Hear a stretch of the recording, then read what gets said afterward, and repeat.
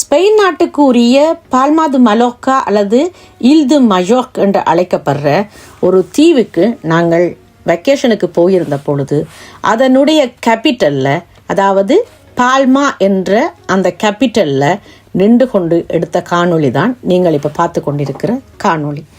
நாங்கள் சென்ற வேளை மதியம் ஆயிட்டது. விண்டர் டைமாக இருந்தால் கூட, ஆனால் அந்த நேரம் எங்களுக்கு சூரிய உதயம் அதிகமாகவே கிடைச்சிருந்தது.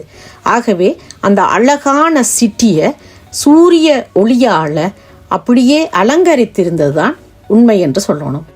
இயற்கையின் எழில் கொஞ்சமும் குறையாது செயற்கையான பல கட்டிடங்களோட அழகாக அமைக்கப்பட்ட அந்த நகரத்தை சூரியனின் ஒளி இன்னும் அழகை அதிகப்படுத்தி கொண்டு இருந்தது. இந்த தீவு கிறிஸ்துக்கு முன் 123ஆம் ஆண்டு கட்டியமைக்கப்பட்டதாக சொல்லப்படுகிறது. ரோமருடைய வருகையால் இந்த நகரத்தை பால்மா என்று அழைச்சிருக்கலாம், அல்லது பால்மியே என்ற வகையான ஈச்ச மரங்கள் இத்தீவில் அதிகமாக இருந்ததால் இதற்கு பால்மா என்று பெயரிட்டிருக்கலாம் என்று கூறுகிறார்கள்.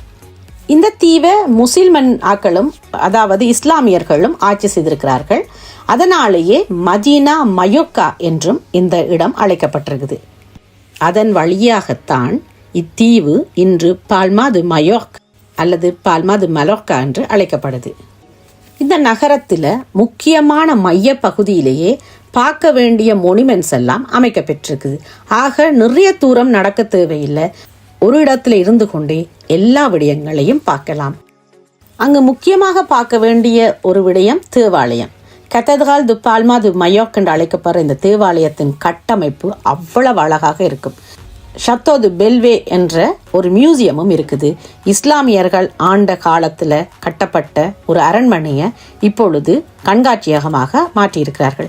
மிக அழகான கட்டடக்கலைகள் அங்கு பார்க்கக்கூடியதாக இருக்குது. அது மட்டுமல்லாமல் அந்த தேவாலயத்தின் அந்த கட்டட அமைப்பு அப்படியே கண்ணை பறிக்கும் அழகாக இருக்கும்.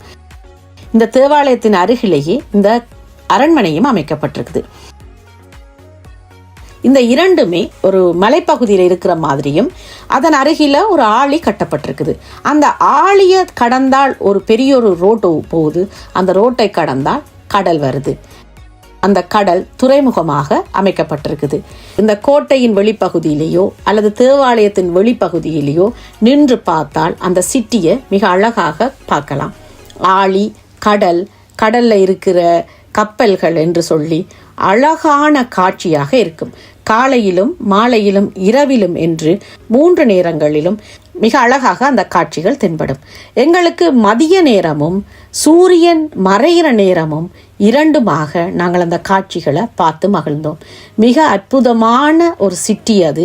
அந்த சிட்டியின் அமைப்பும் இயற்கையின் எழிலும் கட்டடங்களின் அமைப்பும், சூரிய ஒளி அந்த கட்டடங்களில் படும் பொழுது செங்கதிர்களாக, அந்த கட்டடங்கள் ஏற்கனவே செந்நிறங்களில் இருக்கிறதால சூரிய கதிர் படும் பொழுது செந்நிறமாக அந்த கட்டிடங்கள் ஜொலிக்கும் அழகு அப்பப்பா சொல்லி மாளாது, அவ்வளவு அழகாக இருக்கும்.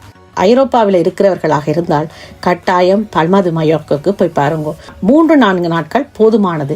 இங்கே இயற்கை எழிலோடு நிறைந்த நிறைய கடல்களும் பாறைகளும் இருக்கும் ஒரு பட்சத்தில் இப்படியான மனிதன் செய்த செயற்கை அழகு கூட மிக ரம்மியமான அழகாக இருக்குது.